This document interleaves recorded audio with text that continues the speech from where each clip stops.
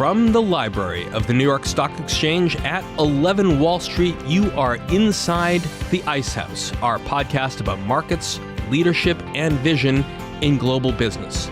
The things that have made the NYSE an indispensable institution for over 225 years. I'm Josh King, host of our premiere episode, head of communications at Intercontinental Exchange. No place in America has been a bigger magnet for doers and dreamers like the building we're podcasting to you from today. So, from today forward, when one of today's visionaries walk through our door, we'll usher them up to the library to learn what makes them tick. Conversations, we'll call them, from inside the Ice House. We hope you'll subscribe through iTunes or wherever you get your podcasts and rate us so that other listeners like you can know where to find the Ice House. Why call it that, the Ice House? Almost 5 years ago, in 2013, Jeff Sprecher, the founder, chairman, and CEO of Intercontinental Exchange, or ICE as it's known, led the company's acquisition of the New York Stock Exchange, the marquee name now among a global family of exchanges, clearinghouses, and data solutions that ICE operates around the world.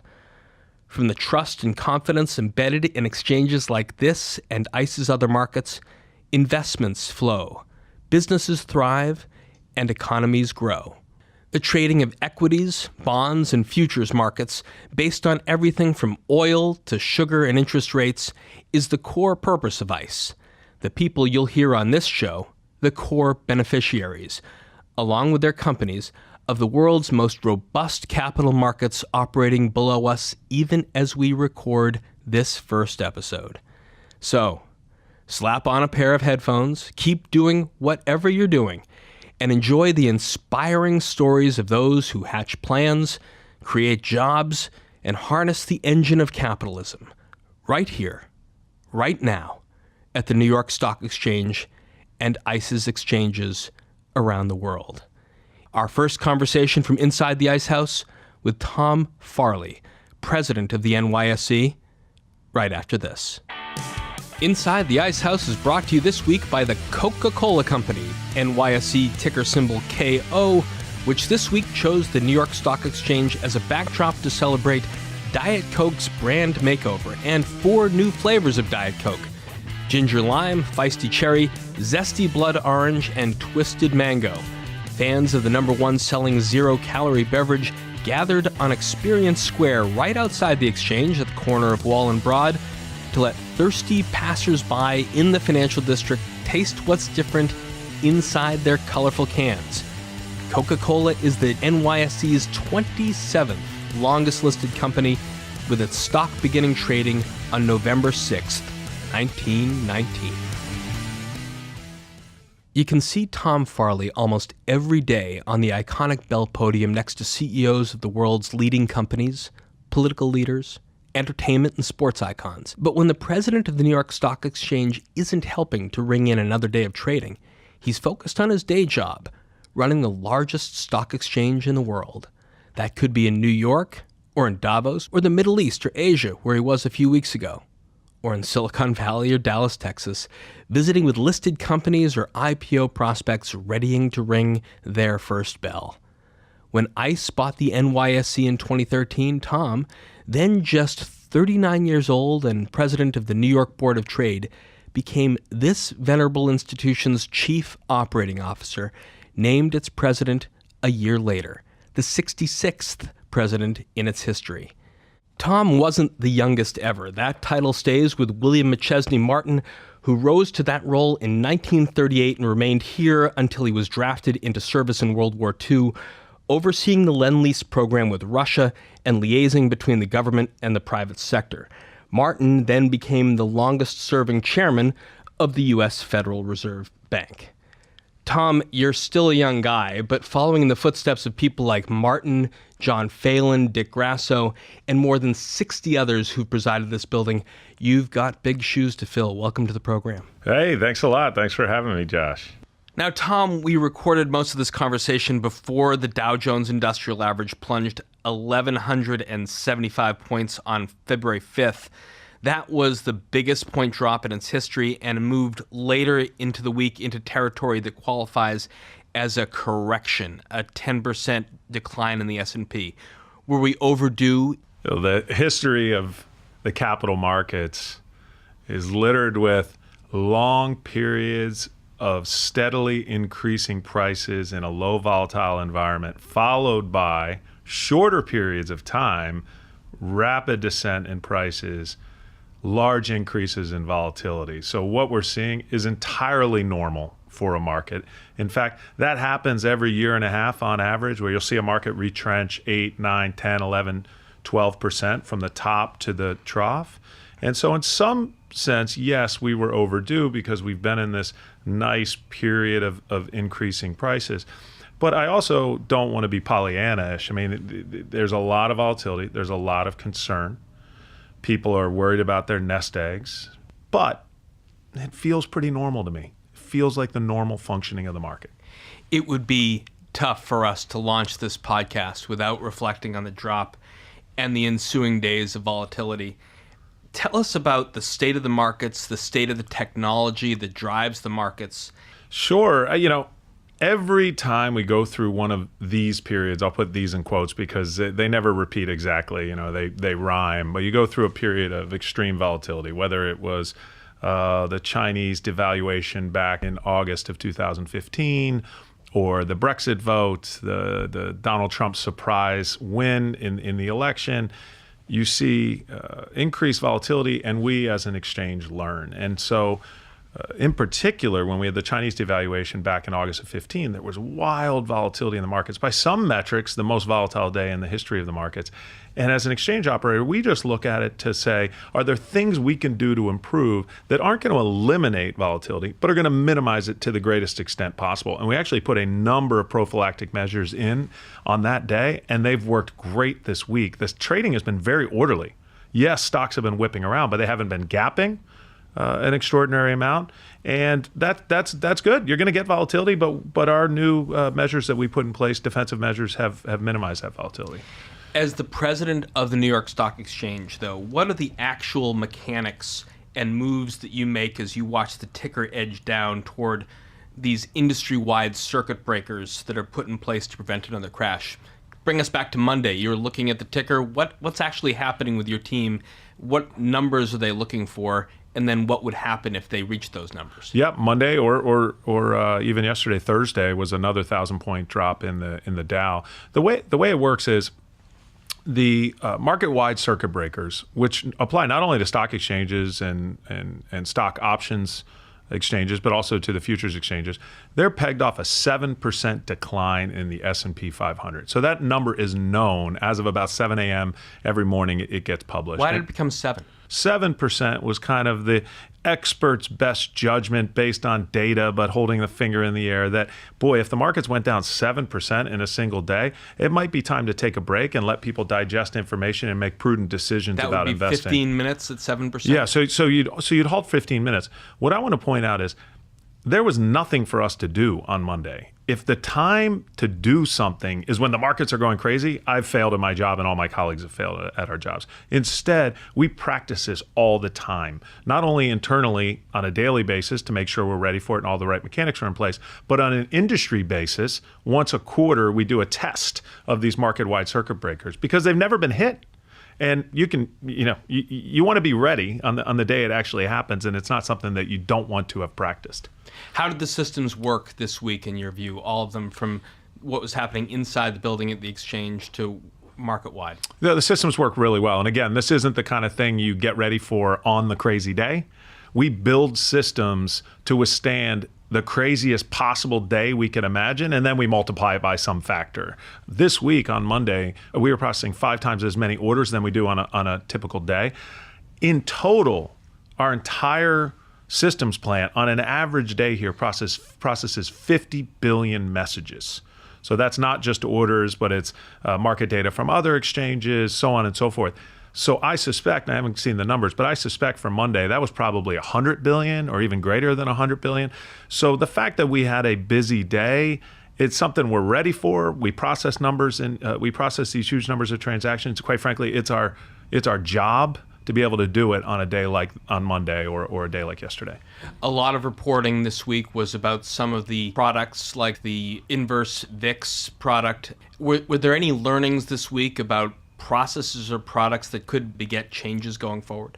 The bigger learning for me is how we segment these products in our marketing and in the way we speak so that investors understand the different types of products. And let me explain. First, you have the great companies listed on the New York Stock Exchange, IBM, Alibaba, others. Next, you have ETFs that didn't exist, as we talked about when I was going to college, but now have $3 trillion of assets under management. And many of these ETFs have just been fabulous tools, not only for professional, sophisticated institutional investors, but also the mom and pop retail investor. It allows them to allocate capital in a more sophisticated, broad-based, and inexpensive way than they have previously. Then there's a third segment of sophisticated, leveraged ETFs and ETNs, inverse ETFs and ETNs, and even those products tied to more complicated indices. So at a 50,000 foot level, these products worked. As we pick up now on the portion of our show we recorded earlier prior to the volatile days on the worldwide exchanges, Tom, walking through these halls, looking at the portraits of past presidents on the walls, do you hear their voices reverberating? I was intimidated to get this job. It was a big deal, and I wanted to do a great job. I felt like it was almost a civic duty. And the first thing I did was I sought out mentors who could help me be the next great head of the exchange. And one of those was Dick Grasso. When I see the pictures on the wall here, I'm proud to be the head of the exchange and to follow in their footsteps. And I'm glad that if you took the pictures of the management team here, they actually look quite different.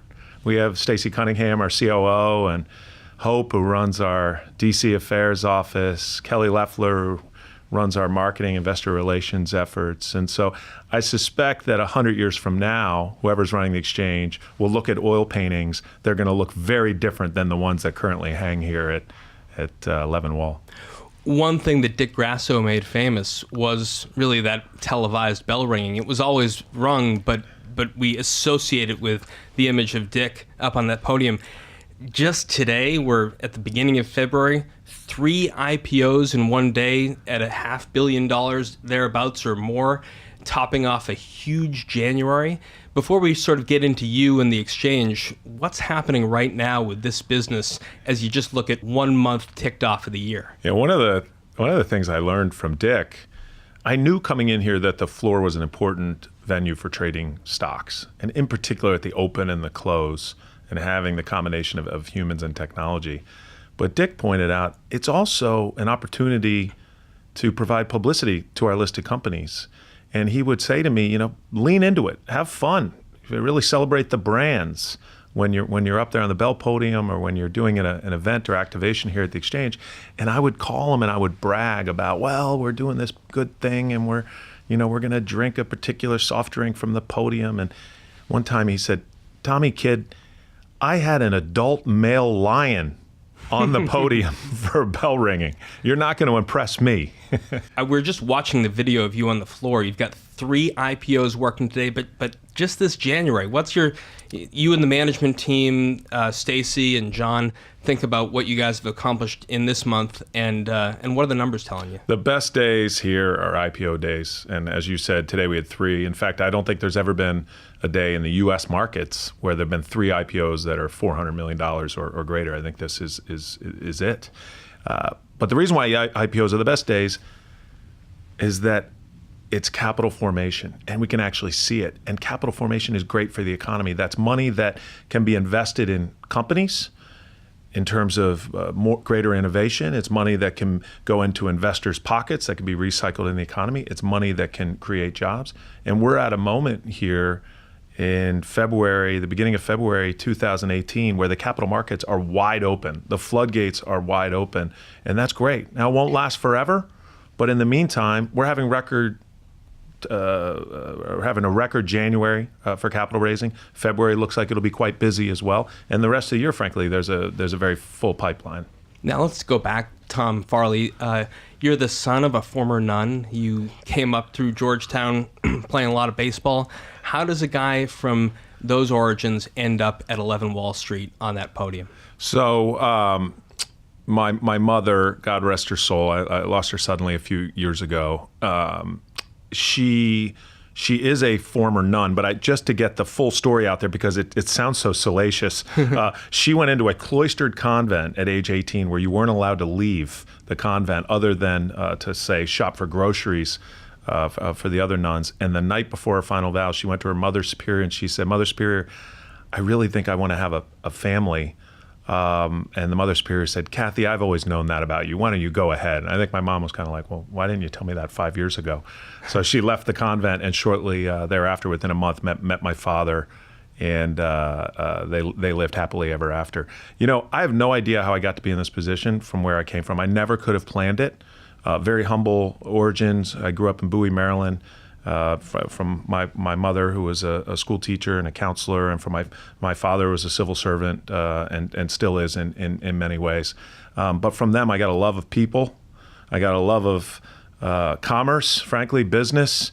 And I just kind of got this great work ethic an ethic of working hard and respecting people. And I just, for whatever reason, it's put me in great positions. And I got lucky and I hooked up with a guy, Jeff Sprecher, the chairman of the New York Stock Exchange, when I was a young man. And he's a bit of a swashbuckling entrepreneur. He's willing to take risk, and he put me in these incredible positions. And before I knew it, as a young man, I was running the New York Stock Exchange. And I've never lost the kind of sense of wonder and appreciation, and I find it to be an absolute privilege. And we'll get to Jeff in a minute. One thing your parents also obviously did was turn you into a history buff. It doesn't get any more historic than where we are right now, the corner of Wall and Broad. 1790, Alexander Hamilton lays out an economic and financial vision for America right here. What happens?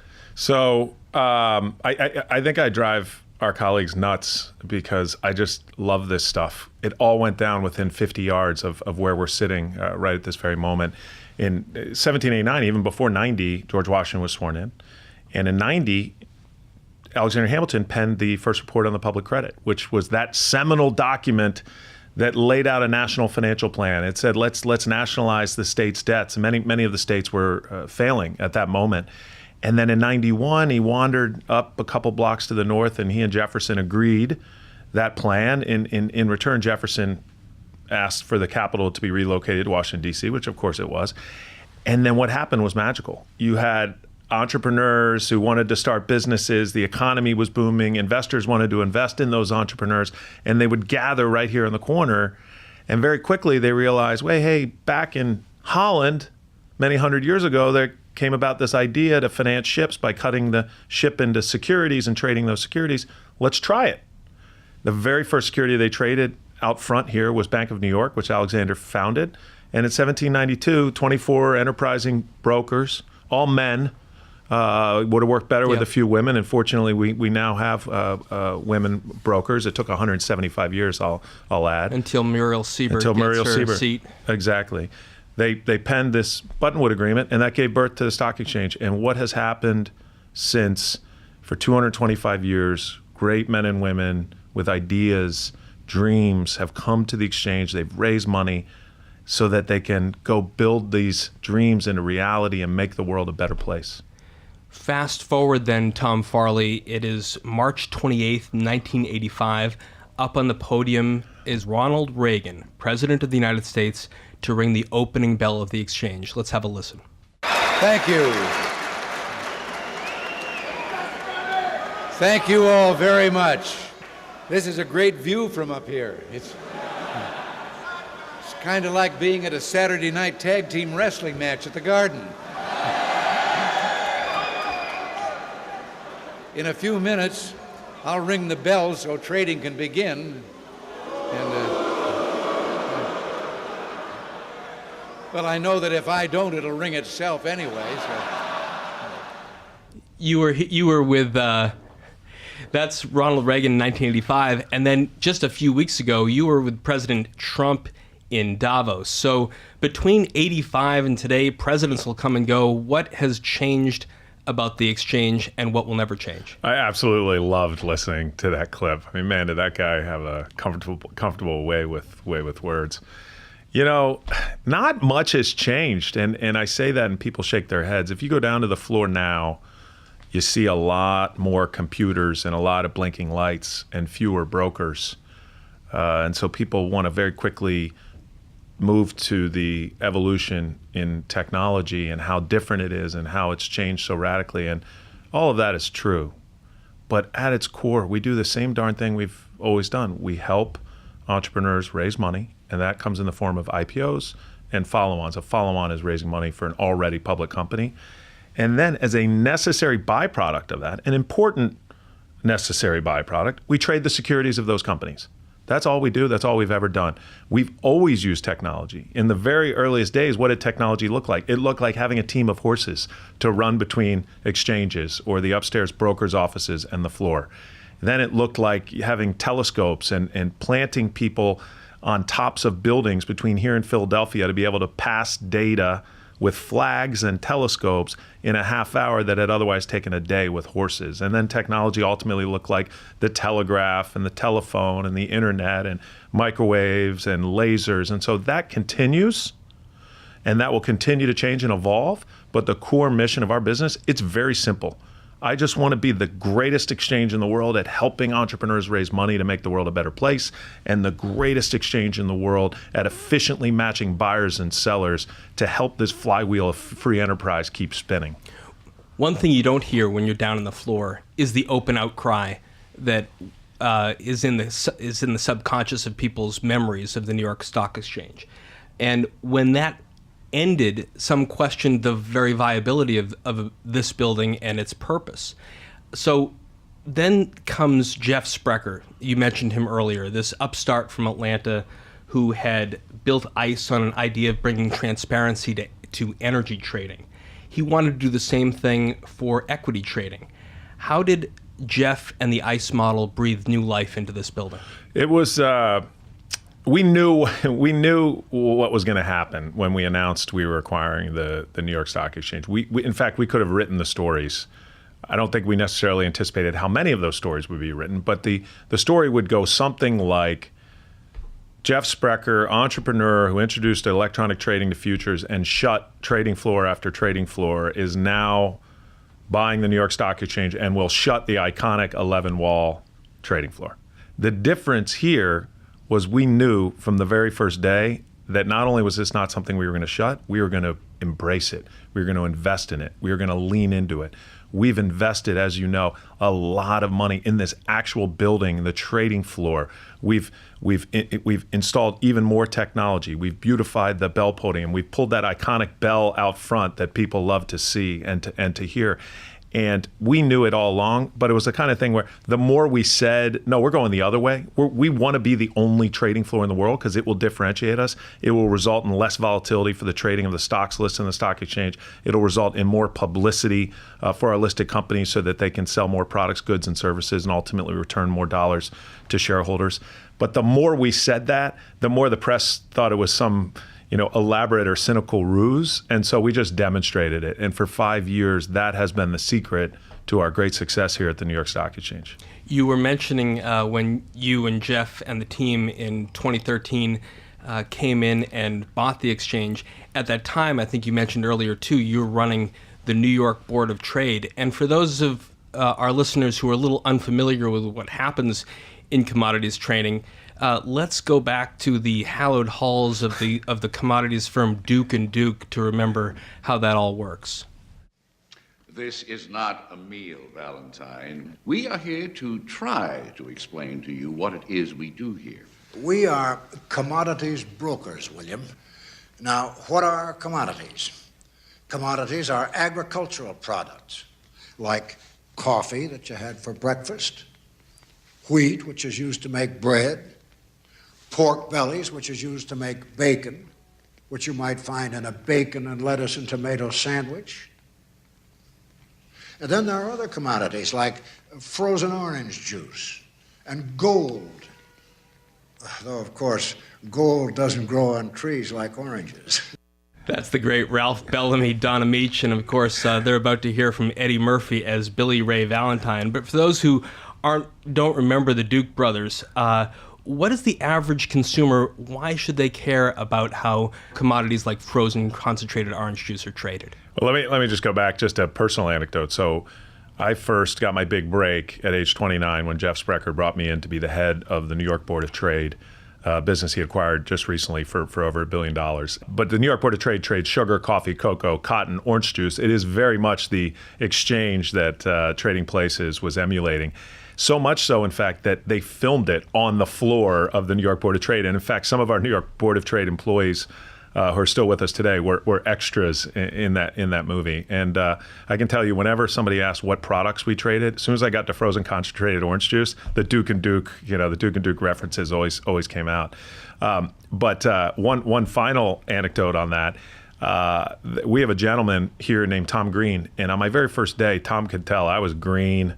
I was going to be eaten up alive by these tough floor traders, and I needed help. And Tom came to me and said, "Look, you and I can form a partnership. I'm a rough and tumble guy who knows how to run a trading floor and understands the commodities markets. Why don't we team up?" And today, Tom celebrated his 46th year at our company, and today he's now running the New York Stock Exchange trading floor. And it's people like that. Without him and without our management team, we would not be the big success we've been over the last several years. And no one kicks people in the butt like Tom Green. No, it's fabulous having a lieutenant like that who can do it with a smile and with respect. But to answer your question, the New York Board of Trade is the world's futures exchange for important products like cocoa.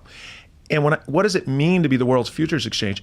It means that the Ivorian cocoa farmer living in a very difficult country, in a difficult part of the world, who's quite frankly subsistence farming, trying to provide enough cocoa to make enough money to feed his or her family, can hedge next year's crop in a way that allows them to borrow money to be able to actually grow the crop.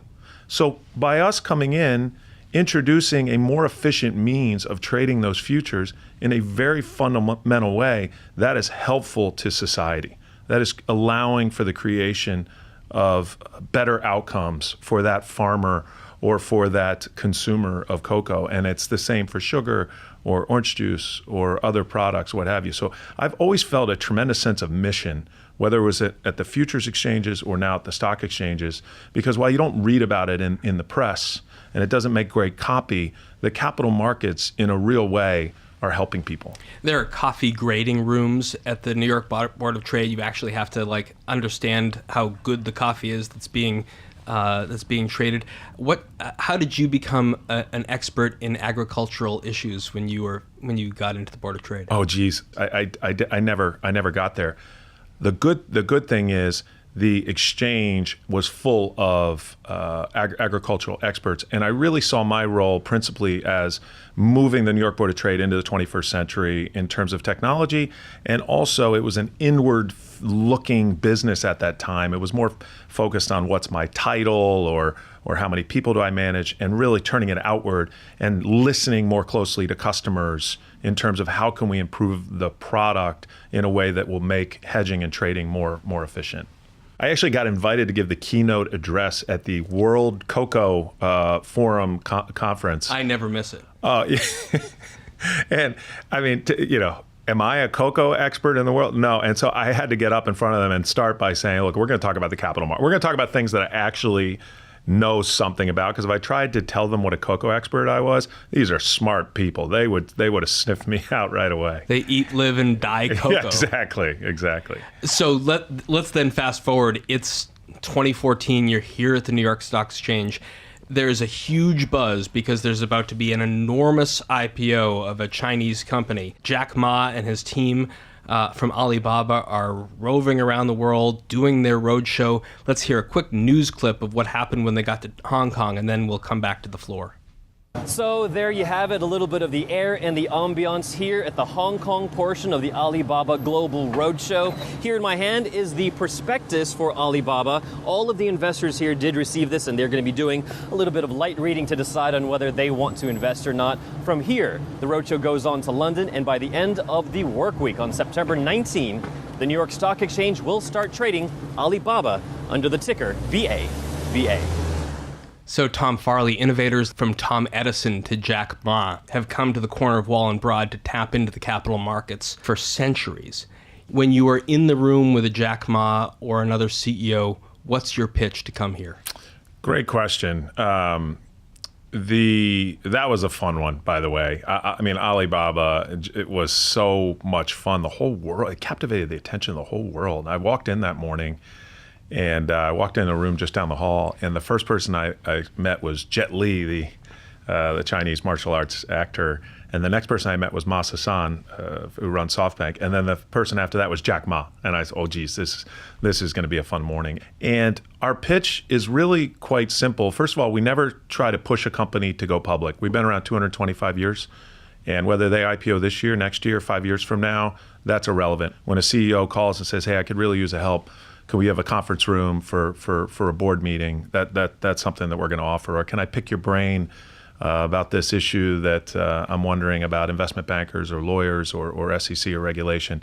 My team and I are always quick to take those calls, and I think that's been helpful. I think the nitty-gritty pitch is that you come list on the New York Stock Exchange, and we're going to execute your IPO really, really well. That's what we have a great track record doing. Your stock is going to trade with less volatility than it would on other exchanges because of our combination of humans and technology. And you're also joining the greatest network of companies in the world. 2,400 strong. 2,400 strong, 40 trillion of market cap. The next closest exchange in the world is a tiny fraction of that. And those companies employ 45 million employees. And we're able to put our companies together using both art, science, and luck in ways that creates even greater business. Even this morning, we had a company that was having their IPO. They operate businesses in airports. And another gentleman was on the floor who owns the concession to something like 75 airports. And just being able to put them together and see them brainstorming on ways they can work together, that happens day in and day out here at the Stock Exchange. And so you were up there at the podium at that moment at 9:30 about to ring the opening bell. You're standing next to the CEO, their management team behind the two of you with great fanfare. The management team's all exhausted because they have been on this national and oftentimes global roadshow selling their shares to fill their book of orders before it starts to trade. When the bell rings and the action shifts to the floor, what happens during the process of price discovery? In some ways, if you kind of rise up to 50,000 feet, you can look at it and say, well, geez, it's really just a financial transaction. It's a way of bringing capital into the business, changing a shareholder base. But down at ground level, it's so emotional. It's always an important milestone where women and men reflect back on all of the hard work that went into it, on all of their committed colleagues, on their families that supported them, the advisors who believed in them. And more often than not, there are tears. And in fact, this morning, and I won't mention who it was, but the CEO of a very large IPO was weeping openly as they addressed the employees before we headed down to ring the bell. And so to just be there with these great business leaders, raising capital, what they can go deploy and prove outcomes for people all around the world, and being a part of that emotion is great.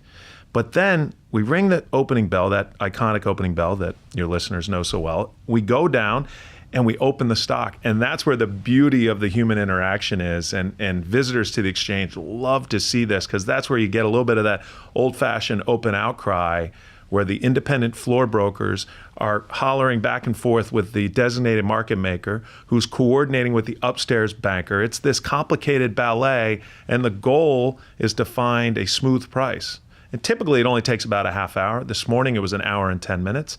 That's quite frankly unimportant, although it can be a little annoying for the TV stations that are covering it. Hey, when is it going to open?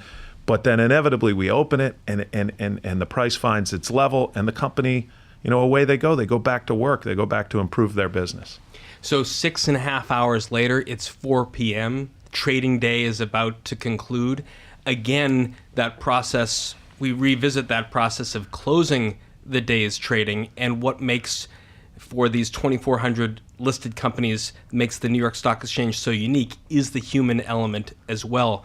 What makes the particular aspect of the closing auction at the NYSE unique, especially given all of these passive investing strategies and the rise of exchange-traded funds? Yeah, no, it's great. It's a great question. It's a really interesting trend. When I got here around about 5 years ago, the close was only a couple, let's call it 3.5% of the total volume for the day. Now that figure is closer to 6%. In fact, it's slightly north of 6% for New York Stock Exchange listed securities. And that largely is because of this rise of passive investing. Passive investing now accounts for about 30% of all dollars invested in the United States. By and large, it's done through very low cost providers, and so this is generally a good societal development. But the close has become even more important because those passive funds are inevitably tied to the closing price, and so that closing auction is critically important. The interesting thing to me was I figured, okay, an auction is an auction is an auction. No, there is a whole theory and science to auctions and how you develop them, and when you're transparent versus opaque, and how you modulate between opaque and transparent. Fortunately, we have some incredible people here. Stacey Cunningham, our chief operating officer, who really is everyone's boss, including mine, when it comes to trading, and Michael Blogren and others who are constantly evolving the auction as the market changes, such as with increasing passive activity, to make sure that is the moment that is the most liquid, that is the cheapest, most efficient way for our customers to be able to express price more so than at any other point in the day. Just this week, now we're talking about what happens like between 9:30 and 4 o'clock, day in, day out. Just this week, one of your oldest listed companies, Coca-Cola, NYSE, symbol KO, decides to come to Experience Square to unveil 4 new varieties of Diet Coke, and they ring the opening bell, and they're here all day, and they're letting passersby taste all of the new flavors. What's the ongoing relationship with some of your, really all of your companies, and the way they use the exchange day in, day out, month in, month out during the year, not having nothing to do with the day they list or trading? So we had Coca-Cola in yet again for their creatively designed new Diet Coke cans, and they are nearly 100 years. You said they're one of our longest listed, and in fact, in a manner of speaking, that's true. Our longest listed is now close to 200 years. So they're lagging Con Edison by nearly 100 years. But many companies come back over and over again, and this goes back to what I was talking about: Coke coming in, pulling a truck up in front of Experience Square, in a banner on the facade, ringing the bell. We just do that for our great listed companies, and they come back not just for promotional events, but recently we had Ajay Banga and MasterCard here for a board meeting. SAP was Investor Day. SAP at Investor Day. U.S. Bancorp for their board meeting. SunTrust for their board meeting. On and on and on. You've got great spaces in this building. No, we love it. We love it, and they like it because then they can do publicity and do a number of interviews with the media. CNBC right at post 8. Yeah, CNBC broadcasts, I think, 5 hours a day here. It may be post 9. Sorry. It may be it may be slightly less, but Fox Business broadcasts throughout the day. CBS, many others. Cheddar's is an up and coming network targeted at millennials. Companies like them are also relying on the president of the New York Stock Exchange to bring the message of free enterprise down to Washington, D.C., arguing for improvements in the capital market system, a better regulatory environment to keep pace with other countries. You are in constant contact with the SEC. You've testified before Congress. You've had meetings with President Trump. What is happening right now in Washington, D.C., in your view, especially having come back from Davos, to sort of change the landscape for getting business done in the United States? There's a lot that's going on. The one that I'll focus on is deregulation. President Trump brought in a gentleman named Jay Clayton as the chair of the SEC. One of the very first things Jay Clayton did was he enabled, with a stroke of a pen, companies to file to go public without disclosing that to everyone on the website. Basically, what that did was it allowed companies who aren't sure they're going to go public but want to prepare for it to file for that IPO in a way where they don't have to worry about their competitors seeing that information. I call that deregulation. What it really is smarter regulation. And we're seeing that in every industry. We're seeing regulators promulgate fewer regulations, and that's in every industry. CEOs I'm talking to from all around the world who compete here in America are seeing that. And the improvement of old regulations that were stifling business and weren't particularly helpful to investors or consumers. ICE and the NYSE will be here a year from now. They'll be here 10 years from now. How do you think trading changes 10 years from now, and how should it change? The one thing I know is it will look different. It'll be aided by a different technology, and there will be different products. When I was entering college, there was no such thing as an ETF. It didn't exist. And now, 25 years later, there's $3.4 trillion in ETFs, most of which listed here in the New York Stock Exchange. This is a sophisticated tool for investing and for managing risk that really something like it would have historically only been the exclusive province of the most sophisticated traders. And now my father, retired federal judge in Bowie, Maryland, who's managing his life savings, can invest in a broad-based, low-cost ETF to be able to get appropriate exposure to the market. So will it look differently 10 years from now? Without question. I mean, I just look at the evolution in the market over the prior 10 years. But we at the Stock Exchange and at Intercontinental Exchange are going to be doing the same thing we've always done. We're going to help entrepreneurs raise dough, and we're going to trade the securities of those stock using the best available, most efficient technology. In the meantime, Tom Farley will have those entrepreneurs and visionaries and leaders on this show to continue sharing their dreams as they continue raising money through the NYSE. Thanks very much for joining us. Thanks so much. Thanks so much, Josh. That's our conversation inside the Ice House for this week. If you like what you heard, please rate us on iTunes so other folks know where to find us. And if you've got a comment or a question you'd like one of our experts to tackle on a future show, tweet at us at NYSE. Our show is produced by Pete Ash and Ian Wolfe with production assistance from Ken Abel. I'm Josh King, your host, signing off from the Library of the New York Stock Exchange. Thanks for listening. See you next week. Information contained in this podcast was obtained in part from publicly available sources and not independently verified. Neither ICE nor its affiliates make any representations or warranties, express or implied, as to the accuracy or completeness of this information, and do not sponsor, approve, or endorse any of the content herein, all of which is presented solely for informational and educational purposes. Nothing herein constitutes an offer to sell or a solicitation of an offer to buy any security or recommendation of any security or trading practice.